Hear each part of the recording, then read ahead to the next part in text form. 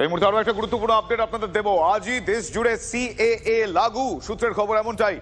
আজই দেশ জুড়ে সিএ লাগু, ঐতিহাসিক পদক্ষেপের পথে মোদী সরকার, এখনো পর্যন্ত সূত্র মারফত এমনটাই জানা যাচ্ছে। আজই সিএএ বিজ্ঞপ্তি জারির সম্ভাবনা প্রবল, সূত্র মারফত এমনটাই আমরা এখনো পর্যন্ত জানতে পেরেছি। আজই দেশ জুড়ে সিএএ লাগু, সূত্রের খবর। ঐতিহাসিক পদক্ষেপের পথে নরেন্দ্র মোদী সরকার, আজই বিজ্ঞপ্তি জারি হতে পারে বলে জানতে পারা যাচ্ছে, সম্ভাবনা এমনটাই এখনো পর্যন্ত সূত্রের খবর। আমার সহকর্মী জ্যোতির্ময় এই মুহূর্তে রয়েছে আমার সঙ্গে টেলিফোনে। জ্যোতির্ময়, সূত্র মারফত আর কি জানা যাচ্ছে এখনো পর্যন্ত? দেখো, এর আগে কেন্দ্রীয় স্বরাষ্ট্রমন্ত্রী অমিত শাহ তিনি নিজে জানিয়ে দিয়েছেন যে নির্বাচনী নির্ঘণ্ট ঘোষণার আগে, অর্থাৎ নির্বাচনের আগেই সিএএ রুলস ফ্রেম হয়ে যাবে। এবং আমরা দেখেছি যে শান্তনু ঠাকুর, শুভেন্দু অধিকারী, সুকান্ত মজুমদার অর্থাৎ কেন্দ্রীয় মন্ত্রী থেকে শুরু করে একের পর এক যারা রাজ্য বিজেপির একে শীর্ষস্তরের নেতা, তারা বারবার ধরে এই দাবি করেছেন এবং বাংলার মাটিতে দাঁড়িয়ে নির্বাচনী প্রচারে পর্যন্ত এই দাবি করা হয়েছে। ফলত এটা রাজনৈতিক দায়বদ্ধতা নির্বাচনের আগে। সূত্র মারফত যে খবর আমরা এই মুহূর্তে পাচ্ছি, কেন্দ্রীয় স্বরাষ্ট্র মন্ত্রকের শেষ মুহূর্তে চূড়ান্ত প্রস্তুতি চলছে। আজকে সন্ধ্যের মধ্যে কেন্দ্রীয় স্বরাষ্ট্র মন্ত্রকের ওয়েবসাইটে এ বিষয়ে যে রুলস যে ফ্রেম করা হবে তা সম্পূর্ণভাবে আপলোড করে দেওয়া হবে এবং তার পরবর্তী ক্ষেত্রে টিআইবির তরফ থেকে বিষয়টি সম্পর্কে একটি স্টেটমেন্ট জারি করা হবে। ফলত গুরুত্বপূর্ণ বিষয় যে এই রুলে কি থাকে, যে ইঙ্গিত আমরা রাজ্য বিজেপি নেতৃত্ব এবং কেন্দ্রীয় রাজ্যের যে মন্ত্রীরা রয়েছেন তাদের কাছ থেকে পেয়েছি যে এই সিএএ বলবৎ করার ক্ষেত্রে রাজ্য প্রশাসনের ভূমিকা যতটা সম্ভব ন্যূনতম করা হবে। অর্থাৎ রাজ্য সরকারগুলির যদি অসহযোগিতা থাকে তাহলে কখনোই কিন্তু সিএএ বাস্তবায়ন মাঠে ময়দানে করা সম্ভব হবে না। ফলত সেক্ষেত্রে রাজ্য প্রশাসনের পরিকাঠামোকে এড়িয়ে কেন্দ্রীয় সরকারের পরিকাঠামোকে কিভাবে ব্যবহার করা যায় সেই রুলস অ্যান্ড রেগুলেশনই কিন্তু ফ্রেম করার চেষ্টা চলছে বলে সূত্র মারফত আমরা খবর পাচ্ছি। এবং আমাদের লক্ষ্য থাকছে এই মুহূর্তে কেন্দ্রীয় স্বরাষ্ট্র মন্ত্রকের ওয়েবসাইটের দিকে। সেই ওয়েবসাইটেই এই রেগুলেশনের যাবতীয় নিটিগ্রিটি বা একেবারে ডিটেলস আপলোড করা হবে আর কিছুক্ষণের মধ্যে বা সন্ধ্যের মধ্যে। একেবারে এখনো পর্যন্ত যেটুকু জানতে পারা যাচ্ছে যে আজই দেশ জুড়ে সিএএ লাগু হতে চলেছে। ঐতিহাসিক এই পদক্ষেপের পথে নরেন্দ্র মোদীর সরকার, আজই সিএএ বিজ্ঞপ্তি জারির সম্ভাবনা। আমার সহকর্মী জ্যোতির্ময় আমার সঙ্গে এই মুহূর্তে রয়েছেন। জ্যোতির্ময়, আজকে যদি তুমি যেরকমটা বললে, এখনো পর্যন্ত সূত্র মারফত আমরা যা জানতে পারছি যে গোটা বিষয়টাই সময়ের অপেক্ষা। তার কারণ যতক্ষণ না পোর্টালে গোটা বিষয়টা আপডেটেড হচ্ছে, আপলোডেড হচ্ছে, ততক্ষণ জানতে পারা যাবে না। কিন্তু এই সম্ভাবনা কতটা প্রবল, সাধারণ মানুষের মধ্যে এই সম্ভাবনা বা এই খবর দেখার পর কি কি প্রতিক্রিয়া হতে পারে? মানে এই মুহূর্তে কোন কোন বিষয়, যে সমস্ত বিষয় নিয়ে মানুষ ভয় পেয়েছিলেন একটা সময়, সেই ভয়ের যে কিছু নেই, সেই বিষয়টার কিছু ইঙ্গিত?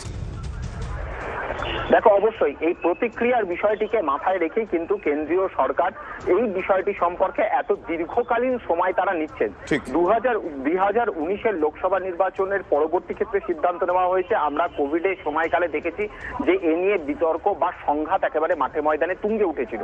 যে খবর সূত্র মারফত আসছে তা হচ্ছে আসামে রীতিমতো সংঘাতের বাতাবরণ তৈরি হওয়ার একটা সম্ভাবনা রয়েছে।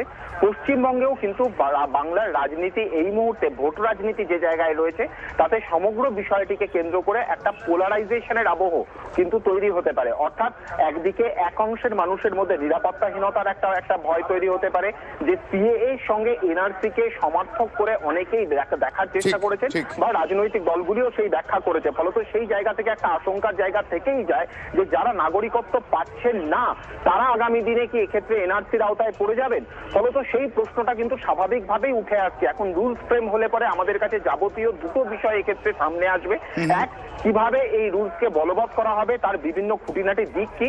দ্বিতীয়ত যেটা, যারা নাগরিকত্ব এক্ষেত্রে পাচ্ছেন না তারা কি আগামী দিনে এই এনআরসির আওতায় আসবেন। অর্থাৎ সেই আশঙ্কাকে কেন্দ্র করে কিভাবে রাজনীতির আবর্ত তৈরি হয় বা রাজনীতির বাতাবরণ তৈরি হয়। এবং যে খবর আমরা পাচ্ছি, বাংলা এবং আসাম দুটি জায়গাতেই কিন্তু কেন্দ্রীয় বাহিনীর সংখ্যা বাড়ানো হবে শুধুমাত্র নির্বাচনের শান্তি শৃঙ্খলা রক্ষার জন্য নয়, তার পাশাপাশি সিএএ পরবর্তী পরিস্থিতি যদি কোনোভাবে তা অনুকূল না হয়, যদি তা নিয়ন্ত্রণের বাইরে যায়, তাকে যাতে নির্বাচনের আবহে দ্রুত সামলানো যায় সেই কথা মাথায় রেখেও কিন্তু ফোর্স ডিপ্লয়মেন্ট করা হচ্ছে বা তার যাবতীয় ব্লুপ্রিন্ট তৈরি করা হচ্ছে বলে আমরা সূত্র মারফত খবর পাচ্ছি। একেবারে জ্যোতির্ময়, এক্ষেত্রে আমরা জানি যে এই সিটিজেনশিপ অ্যামেন্ডমেন্ট অ্যাক্ট সিএএ 2019 সালের 11ই ডিসেম্বর আমরা জানি এটা পাস হয়েছিল পার্লামেন্টে, এই অ্যামেন্ডমেন্ট অ্যাক্ট। তো সেই জায়গা থেকে দাঁড়িয়ে আজকে সূত্র মারফত এখনো পর্যন্ত আমরা যেটুকু জানতে পারছি, কারণ এখন যাই ঘোষণা হয় বা যাই জানতে পারে যে পুরোটাই লোকসভা নির্বাচনের আগে বলে যে কোনো বিষয় এই মুহূর্তে গুরুত্বপূর্ণ ইস্যু, এটা কতটা মাস্টার স্ট্রোক হতে পারে